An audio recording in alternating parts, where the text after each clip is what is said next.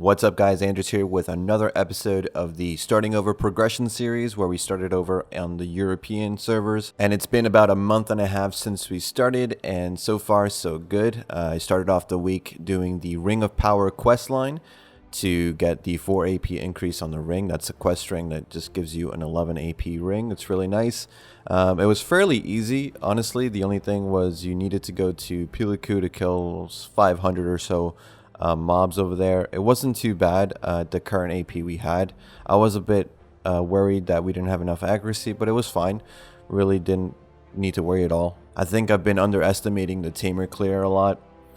We also won Prime Muskans. Really would like Uragons just because I prefer Uragons over Muskans, but Prime Muskans is better than a green boot, so I'll take that. We got that to try pretty easily as well. A one-tap try, which is kind of nice. Moving forward, I'm not sure what we're gonna do, honestly, because full evasion build I don't think will work. It might work at our current gear scores if we fight maybe T1 nodes in the future, but I'm not entirely convinced. So if you guys are tamers and you run hybrid builds or evasion builds, let me know how your clear rate is first of all, and let me know if that actually works for you in PvP. We also got a chance to go to Vell. Finally, I woke up early to go because it's just really early for me, and we ended up getting a rainbow coral ring and a few other things, but no alchemy stone, so I'm not completely RNG carried in that regard. It would have been good to get that alchemy stone, but we didn't get anything like that. We'll see, maybe this week we'll get it. I'm not too worried. I did use the NPC sailboat that they give us to go there and just, you know, shoot a couple cannonballs, and that was enough to get loot. So using a sailboat to get there is not entirely necessary. Using the weekly quest that they give you a free sailboat for, that can't be repaired, so once it dies, it dies. That's good enough, really. So if you haven't been going because you think you need a sailboat, nope, you don't. Just go there with the weekly quest boat and you should be fine. Now, in terms of enhancing, I told you I got Muskans, but we left the Bhegs last time at plus 14 just because I didn't have any memory fragments. So now I was able to one-click it to plus 15. I think at 33 stacks, I was kind of hoping to push that stack to 40 just for greed purposes, but it went up to plus 15, which is fine, and then we got it to try fairly easily. I think it took 2 tries, and that's pretty nice. I mean, it didn't give me any trouble really hitting tries, so that's pretty good. Bhegs is just really good accuracy. There was a Liber glove going up that I was thinking about bidding on, but honestly, I think losing that much accuracy for more evasion just isn't good, especially on a tamer. I just don't see it being an evasion class. Anyway, we managed to snipe 3 Whom crystals off the market. If you don't know what Whom crystals are, they're basically a 4-set or 2-set crystal that came out with Dragon, and they're just really good. They give you more DR, more ignore resist, more HP, more accuracy, just really good. And I think are a must if you want to be taking some hits and want to survive maybe group encounters. It's just pretty good. I think having 2 on the boots and maybe 2 on the helmet or 2 on the body would be the way to go, but we still need a 4th, which we will get from the Drugan questline, so that's not too bad. And we would have to make them Han, which means we just have to do a processing, which is fairly simple, just buying another black magic crystal, or I think it's like a Jin Wan Von, and then heating it up to make a Han with the dragon scale, the Garmat scales that are always on the market. It's kind of crazy that I was able to snipe 3 of them. Honestly, I pre-ordered these for 200 mil each back in North America to get my Hans there. So it's kind of crazy that now their demand has lessened, and I think they pre-ordered here for like 70 mil. You can get them for or 100 mil. That's crazy. As far as more RNG luck, we got Dandelion box from Coranda, so I was eating dinner at the time. I almost forgot that I had to do Coranda, and yeah, I just kind of smacked her in the face. She gave me a dandy box for the smack and felt pretty good. I don't really need it, but you know, can't hurt to always having a spare dandy box. I had a spare dandy for tamer that one of my guildies was requesting me to put up on the market so that they could pre-order. I did, and unfortunately it didn't go to pre-order, which I was, you know, dreading that would happen, and it did. Hopefully with the buy order system we can kind of give in a way guildies some form of a chance to get items that you don't need. That'd be cool. And speaking of guilds, yes, we made a guild. It's called Vesper. And currently we're full with 20 members, but I'll probably have the guild size increased by the time this video comes out or shortly after that. So if you're interested, I know there's a few people that have contacted me about joining. Because of the time zone difference, it's a little bit difficult to get some people invited because I'm not always active. And sometimes I miss your messages, or you're messaging me at 4 in the morning where I'm asleep. And I'm just not awake, and I shouldn't be awake because that'd be nuts. As far as the guild is concerned, there's no requirements. We have pretty much the gathering and fishing buffs and the AP buffs all done now. We're working on the accuracy and the rest of the combat buffs. And just be active and progression minded in the game and you're good to go. That's the only requirement, I guess, to join, but really there's no gear requirements right now.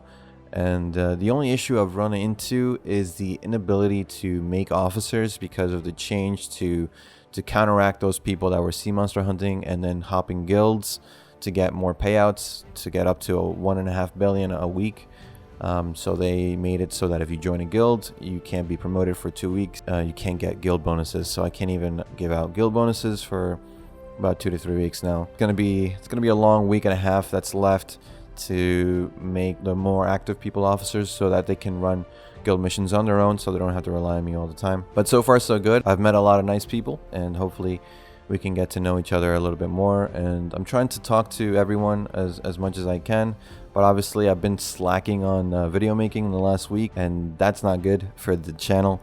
So I'm trying to focus back more on YouTube, as well as trying to get streaming going, and maybe try not to do too many things at once, but it is a bit overwhelming sometimes having to juggle all these things. But hopefully I just get everything sorted and everything goes well from here on out. And in terms of other things, I've been doing Shadow Arena group and Shadow Arena solo.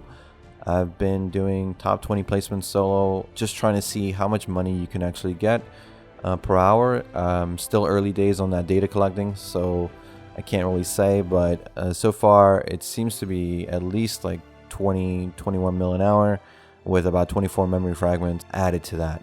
So that's pretty good. I mean, if you can't grind and you need memory fragments, that's a decent way to go if you're consistently trying to make top 20.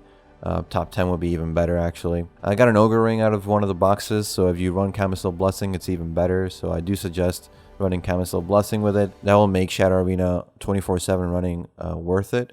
Right now, what I'm dealing with is the whole time zone thing again. Just because Shadow Arena starts for me at 10 in the morning and ends at 7 p.m. So that's a long stretch of time, but there's things I have to do throughout the day that impede the amount of time I can actually dedicate myself to Shadow Arena. But also, I can't actively be Guildmaster, so I can't activate GMs in the Shadow Arena lobby. I can't check market notices. I have had to make sure I have the guild chat on the main text box so I can see if anyone's asked for guild missions. But even after that, you can ask me for a guild mission. I'm in a Shadow Arena match and I have to wait for it to end. I've had the occasion where people have been asking to join the guild, and I have to whisper them while mid-game and tell them, oh, I'm in Shadow Arena. I'll try and invite you when I get back outside. I get back outside and they're busy or they're gone. So it's a little annoying in that sense, but I'm sure that's not something a lot of people have to go through, so it's probably not something on the mind of the developers. But hopefully they can kind of make it so that if you're a guild member or an officer or a leader, you can kind of do some guild stuff while you're doing Shadow Arena, so you're not completely absent from being able to do those things. So for the next week, I'm going to be focusing more on Shadow Arena, see how good the rewards are. I'll make a video out of that after we get maybe like 10-20 hours of data and see what we get, honestly. In terms of data gathering, I've started doing Basilisk grind as well, just because that area got more density. I wanted to see if it's worth it. I still don't think it is. So far, with 2 hours grinded, I've made about 21 million an hour. There's no Bassi belt drop, obviously, yet. I expect maybe one every 10 hours. Yeah, so far so good. As a tamer, it's not too bad to grind there. It's actually pretty good. I don't know if it's worth doing. It's really nice though. It's a good grind. I found a good rotation to use. I'm still going to stick it out for about 10 hours, see how we do, and then give you guys a video on that. I have the Fogan's Tier 1 Pet guide coming out soon as well. So there's another grind guide to look forward to. I have to go back to Fogan's now and do 10 hours there on T3 pets to look at the difference as well. So that's a whole another video as well. Trying to make as many guides as possible and also play the game obviously, and then also trying to interact with my guildies as well, trying to juggle everything. And I'm still getting some good RNG, so it's not too bad. Speaking of RNG, I also got belongings of adventurer from Kzarka. I got a Bassi belt out of it, which is kind of cool, not bad. I've been missing a lot more bosses lately just because I'm trying to work on the videos, but I do suggest to do world bosses whenever possible. They're just worth it, even if you don't get anything. Eventually you'll get something, and like a box or belongings of adventure, and you'll get like a duo Beltara belt or something. It'll be crazy. Regardless, the money is just good. Not doing world bosses is bad. You should do it.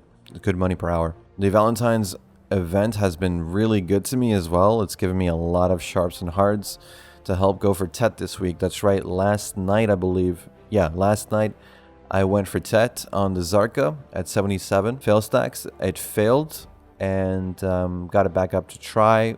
Went for it again and it failed, so I threw my Dandy in there and I threw my Bhegs in there to see if any of those would hit as well. Reason I did that was because I had about 200 memory fragments in the bank or so, I think, close enough, and figured, okay, we can just get back to try eventually. If we don't get everything back to try, those 3 items, we'll at least be able to get it back to try while we do Shadow Arena for the rest of the week, which is my plan anyway. So I decided, hey, why not? Let's go. And they all failed.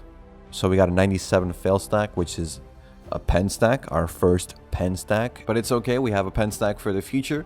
If we ever decide to click pen in the near future, which I don't think will happen, obviously. But yeah, I was thinking about crowning the Tet attempts. But honestly, with the amount of resources that we've gotten from the event, I think it was safe enough to just go for it. The Kzarka's been a little bit stubborn getting back to try, but that's okay. It will get back to try this week, and probably the Dandy back to try as well. I'm doing Kzarka first and then Dandy, just because my Kzarka is more important. And then we're back to what we were before, which was like 207 AP and 265 DP. So we're at 472 gear score, I want to say. That's not bad. I mean, we've only been playing about a month and a half. That's insane progress still.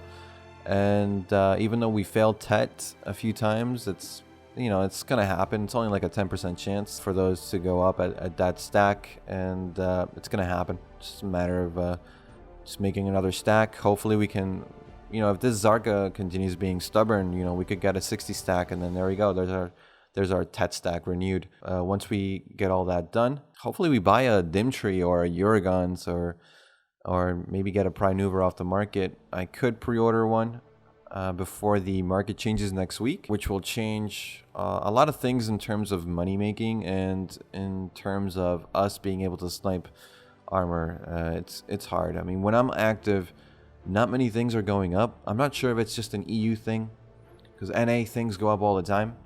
So I'm used to that. I'm thinking about, okay, well, these are going to go up. I'll have at least like 20 bids a day.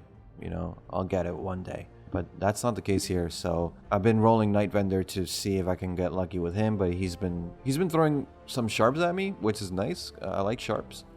But I need some Dimtree, man. I need some Uragons. Anything like that would be great. So in a sense, I'm kind of frustrated we haven't gotten that. But at the same time, I need to remember we haven't been playing very long. It feels like I have, obviously, but we haven't been playing very long. I almost forgot, actually, that we got a tier 4 fairy this week. Yeah, we got a tier 4 fairy about a month and a half. It was probably my 20th fairy opening, and we got a tier 4. That was nuts. That was insane. I only just got tier 4 on my North America account like 2.5 months ago, so that's kind of crazy. That's insanely lucky. So like I said, we are very RNG carried in most regards, so I can't really get frustrated when I don't hit Tet or when I don't get Dimtree or Uragons. I mean, it's gonna happen.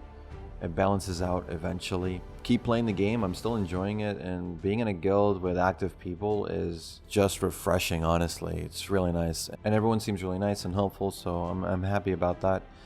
In terms of the new Dark Rift, which has been added to the game just recently, the Dark Rifts are sort of this PvE boss spawns that happen at random.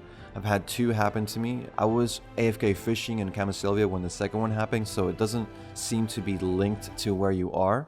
It can happen to any, you can be AFK anywhere, and it will tell you where the monster is and give you autopathing there.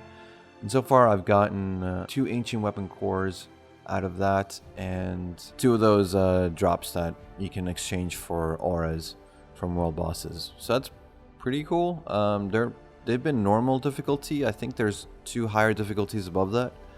Hard and probably extreme, which will give you better boxes for like yellow accessories and stuff like that. So I'm looking forward to that, although the normal bosses kind of hurt sometimes.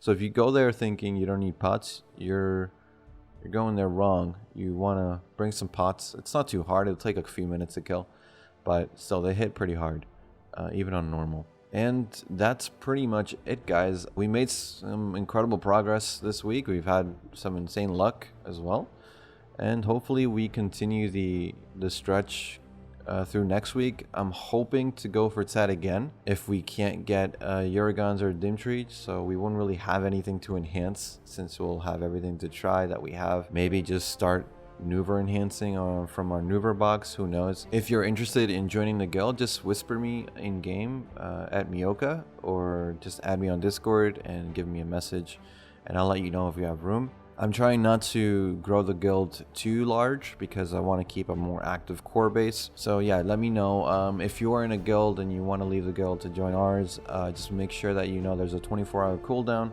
before I can invite you, because there's a 24-hour cooldown when you leave guilds to join another guild. That's pretty much it, guys. It's been a good week. I'm happy with the progress. I'm happy with where we are at the moment. I just personally need to time manage a little bit more, so you can get some more videos out and work on more beginner guides and guides for progression that will help you guys out, because I'm helping people out on Discord personally, but it's probably going to be a bit better if I make more videos so people have somewhere to go to, and maybe written guides rather than have to ask me and me respond to you all individually. And as always, thanks for watching. If you haven't liked and sub, please do so.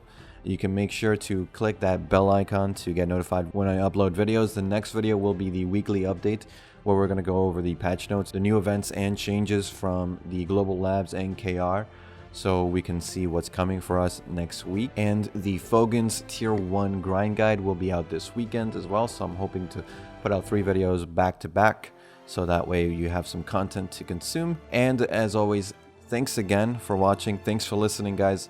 I'll see you all in the next one. Take care.